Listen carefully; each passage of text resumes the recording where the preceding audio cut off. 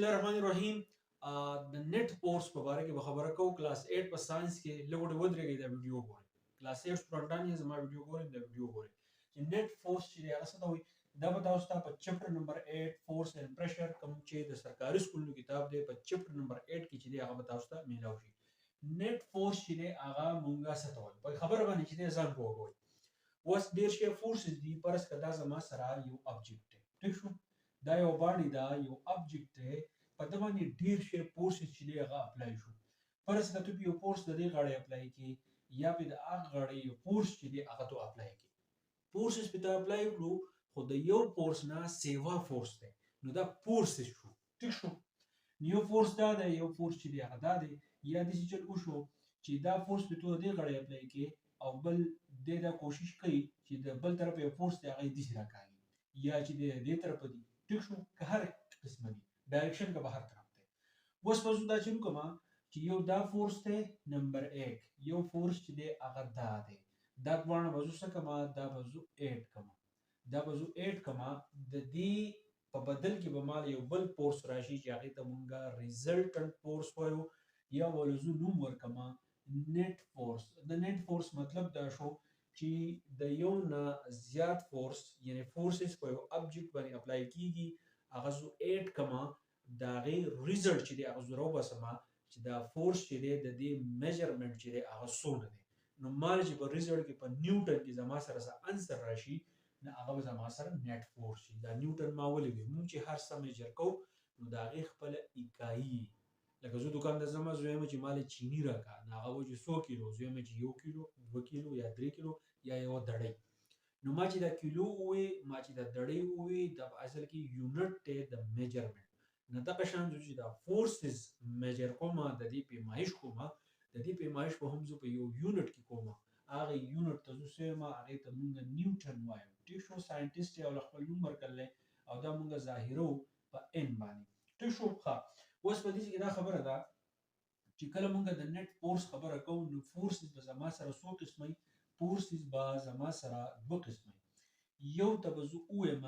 په دې خبره باندې ځان پوه کړئ دی خو څه کوي. یو فورس به زما سره وي بیلنسډ فورسز، چې شي بیلنسډ فورسز. دویمه قسم فورس به زما سره څه شي هغه به زما سره شي unbalanced forces. اوس په دې باندې ځان پوه کړئ چې دا بیلنس فورسز او دا انبیلنس فورسز چې دا پکې کم بلانو دي. مثل کول اول به تاسو راوالم بیلنس فورسز، د بیلنس فورسز په اړه کې وو چې دا ما سره سره دا خبره یاد ساتئ چې کوم د نت فورس خبره کو نو موږ به کې دا خبره ضرور کوو چې پرس کې یو ابجیکټ هغه پر ریسټ کې دی او د نت فورس چې دی نو دا ابجیکټ پر ریسټ کې دی نه آیا په دې ابجیکټ باندې د دې نت فورس چې دي څه اثرات دي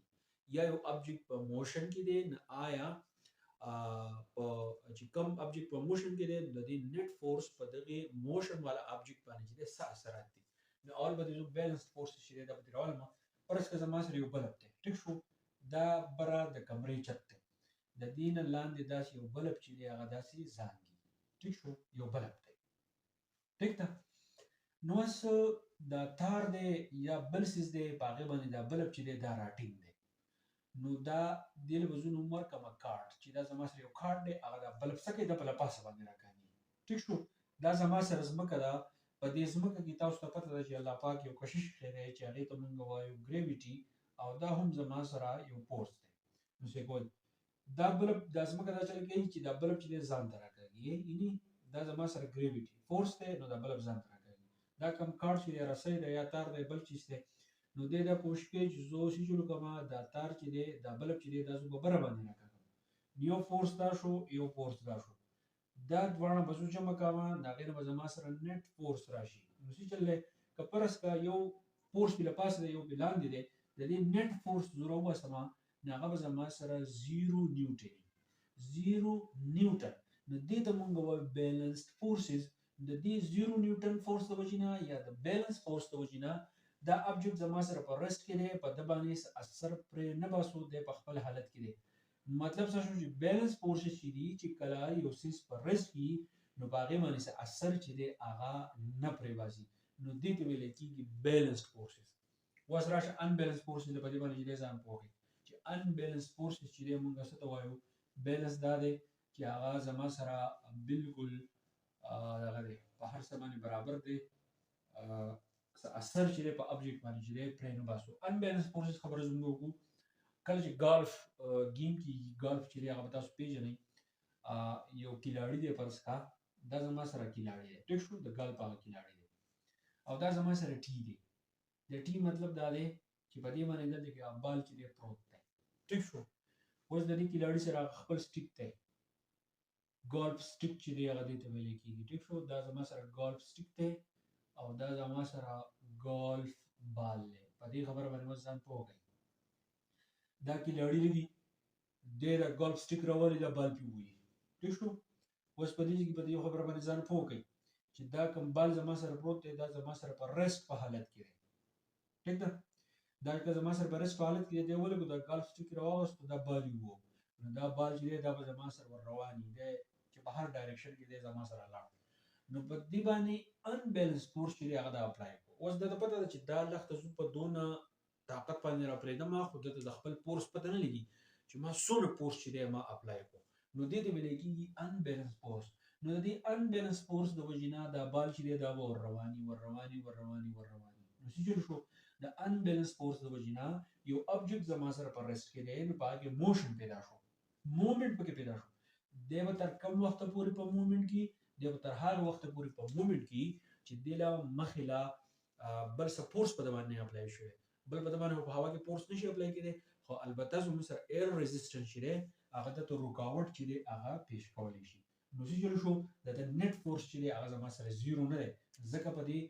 ریسټ والا ابجیکټ چې دی زما سره فورس پیدا شو او دی تر هغه وخته پورې ور روان دی څومره چې د انبیلنس فورس زور ختم نه یا مخې ته د بل فورس چې دی هغه راغلی دی نو دا زما سره بیلنس فورس او انبیلنس فورس د دې دواړو کې فرق دا دی چې کوم بیلنس فورس چې دی